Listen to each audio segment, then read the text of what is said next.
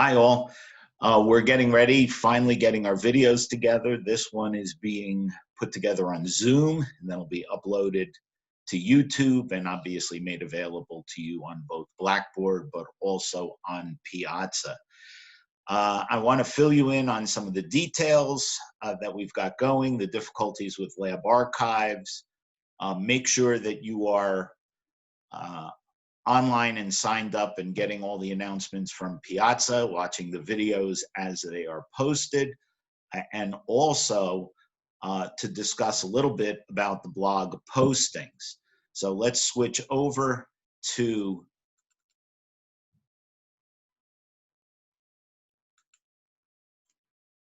my browser window, and I'm pulling up Lab Archives, which is again where all of our laboratory assignments are going to be. Now I'd like you to notice that I've changed the position of the calendar of experiments up here on the left-hand side, so it's very easy to see. You will see the assignments indicated here, due dates, and what I've done is I've changed the links themselves because apparently links on the assignment page were causing some difficulty with some of you. Lab Archives has told me not to include links anymore, but rather just the name of the page. So you can kind of see here in the beginning, everybody's got to read the lab safety manual. That's a 1-point exercise. A couple of you have already done it. Please make sure and read lab safety. You need to, even though we don't have a lab, you need to be familiar with the ideas underlying lab safety. And that's a part of the training that you get in genetics labs. So I've put together several documents to get you through there. And of course, the next step is to read all of the materials on the genetics of maize, read the website on Weed to Wonder, and notably do the assignment, which is located in the data collection page. And if you look off to the left, you could see the genetics of maize, where the corn is amazing. Yeah, I know, bad pun. And then, of course, here is data collection. That should have been due yesterday, but we're not going to worry about the due dates because the due dates are obviously past. This is not your fault. It's part of the computer learning process for both me and you guys. So as long as we get this done by the end of the weekend, we'll be in pretty good shape. Also, the next step is going to be conversation about probability and chi-square analysis. Again, they're supposed to be due on Sunday. We're going to stretch that out till Monday, and I'll make updates to the due dates on this page shortly. So in every case, we're going to see the assignment page, and you'll find the page in the appropriate exercises in the left-hand column.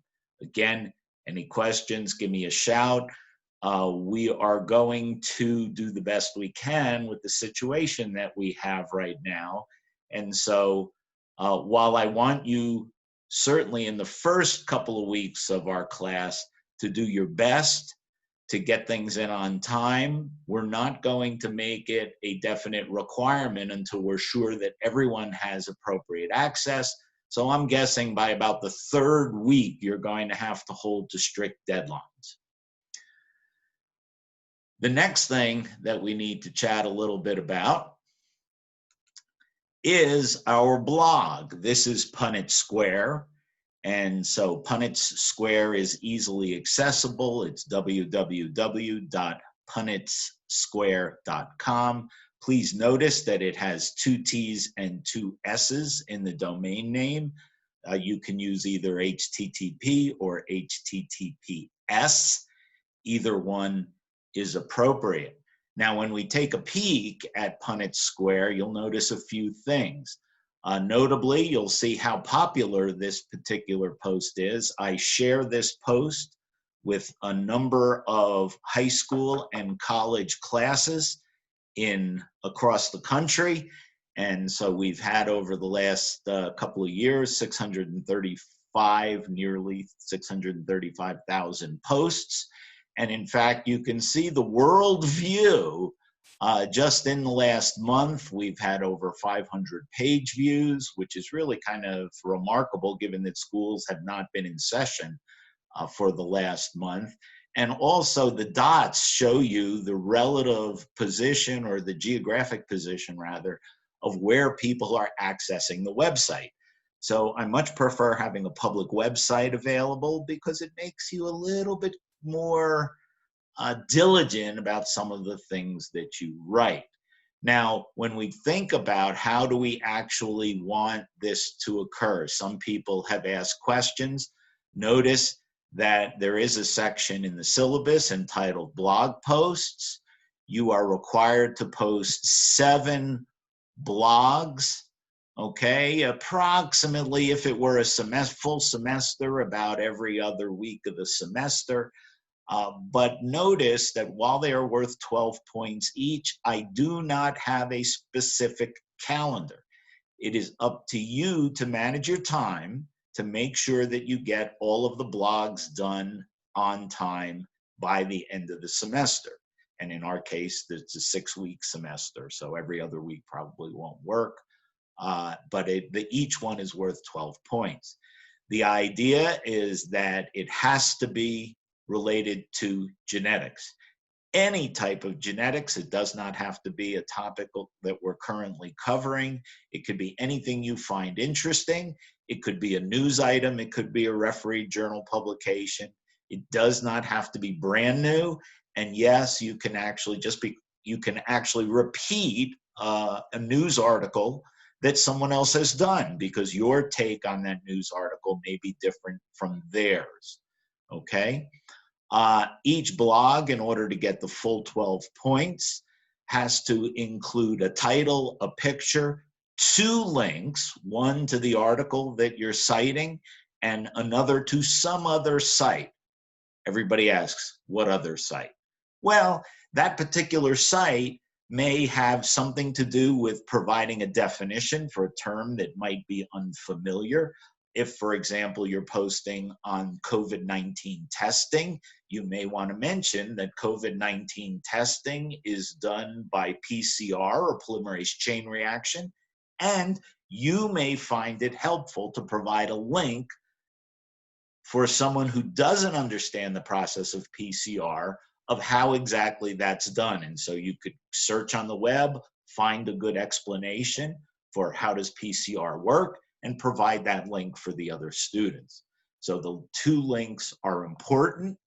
You should tag your post, that is, provide some measure or category that the post exists in.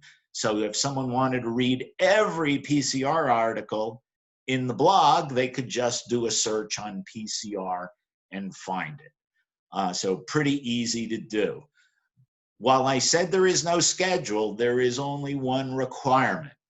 And that requirement is that the blog posts must have 5 blog posts of the 7 completed by midnight on August 2nd. Why is this?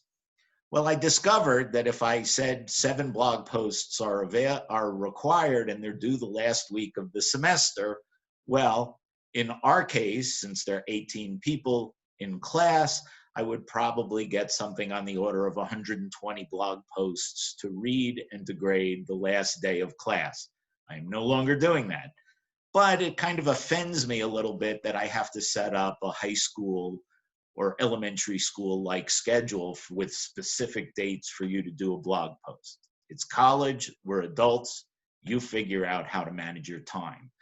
But I'm not going to read more than 2 per person during the last week of class. So they have to be done by August 2nd. 5 have to be done. Let's try that again. 5 have to be done by August 2nd. And then, of course, the remaining 2 can be done afterwards. As far as the comments go, you are required to do 6 comments. They're worth 2.5 points each. Very, very easy to do.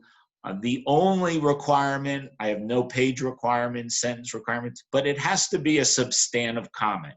You can't just say, oh, great, I love that. No, no, no, no. You have to say, you can't just say, I agree. or I disagree. What I'd like you to do is to actually have a particular comment. If you want to say, I agree, why do you agree? What is the point of the agreement? If you disagree, again, why are you disagreeing? What's the reason? So it's a pretty easy assignment. The total points, if you add them up, are 100 points. The value of a single exam. Again, not hard, but I will give you one little bit of information. Since I started blogging in class and providing this as an assignment to get you read about genetics, and I started the blog back when I was at Penn State, so you can gauge this blog started about, this blogging assignment at any rate, started about 15 years ago. I have never, ever had everyone in class complete the entire assignment. Now, usually about 90% of the students that I've had over the years complete the assignment, but 10% do not get the full 100 points. They get anywhere from 50. Some people get 0 because they forget to do them. And when I started at Stockton and I indicated that I was going to do a blogging assignment, they said, oh, you're contributing to grade inflation because it's so easy, everybody's going to get 100 points. Well, the reality is I have never given everyone 100 points. In fact, I have never given anyone 100 points, and many, many students have gotten between 0 and 50% or 50 points on this assignment. So I challenge you, please be the first class. I want to give out points. So please be the first class to get to 100% participation. It's really not that hard, but knowing that it's never happened before and probably won't happen this time around either, I want to thank each of you who does less than 7 blog posts and 6 comments. I want to thank you in advance for providing proof to the rest of the faculty that I am not increasing grade inflation at Stockton. Very nice of you, and it helps all of us. So a quick note about Punnett Square. It's pretty easy to do a blog post. There is a new post link in the upper right-hand corner. If you do not see the new post link, it is probably because you have AdBlock Plus or Disconnect or perhaps DuckDuckGo privacy, and you do have to disable it for the blog.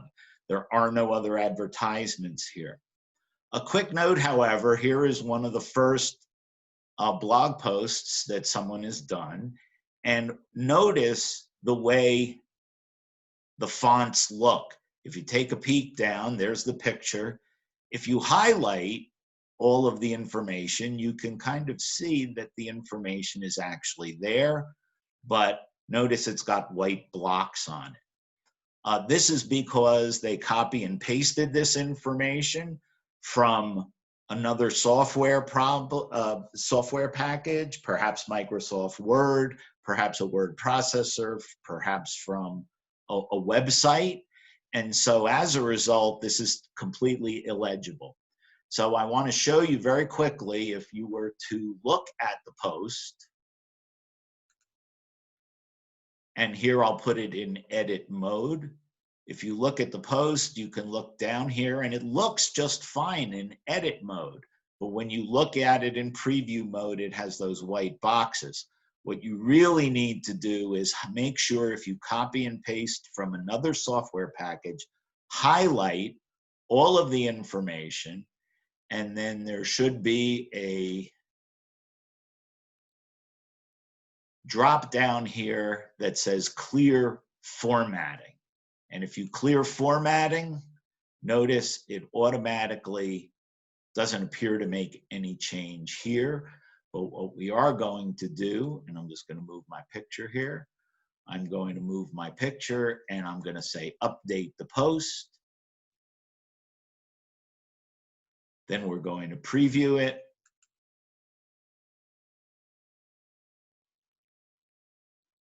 and it's on its way.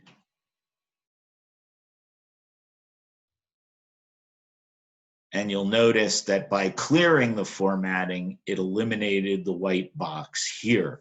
So this is an important little technique for you to get a hold of so that you're able to create the appropriate posts. Now notice that I have written a couple of JavaScripts here. Notice there's a section called authors and comments. And basically, these are little JavaScript programs that will actually count your posts for you. So some people seem to feel that they don't remember how many they made. So there's a little JavaScript software package that will actually count your posts. So that's a pretty easy thing to remember. The final thing that we have to talk about is if you take a peek at our Piazza site, please remember to view the Piazza site.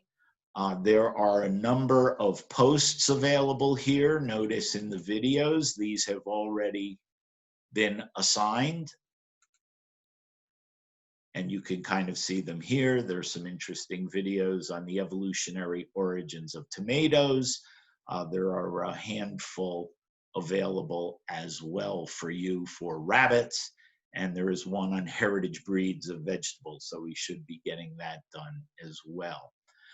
For the time being, I'm switching to the syllabus. Notice I have not assigned a problem set, okay? I will be assigning a problem set tomorrow, and these you'll be able to do over the course of the weekend. We'll probably have them due on Monday or Tuesday. Again, this has been a problem on my end and the inability to actually provide these videos for you and also to update information. So there have been some internet glitches in the software that we're using. So that pretty much covers the information that I was trying to convey to you along the way, just some details, administrative details. Hope you're all doing well. If you are having problems accessing any of the materials, please make sure and contact me as soon as possible.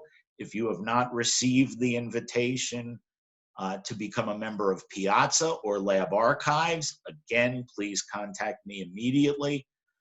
Just a final word, please remember to check your email on a daily basis. You need to check daily because you will be getting updates all through email.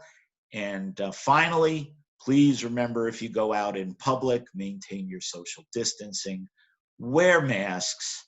This virus is real, it's not going away. New Jersey has done a remarkable job of tamping down the number of cases and at a significant cost. But then again, I'm not sure what kind of cost you're going to put on keeping your grandparents or parents safe. So you guys take care, be safe, and we'll get another video up here shortly. Take care, everybody, and talk to you later.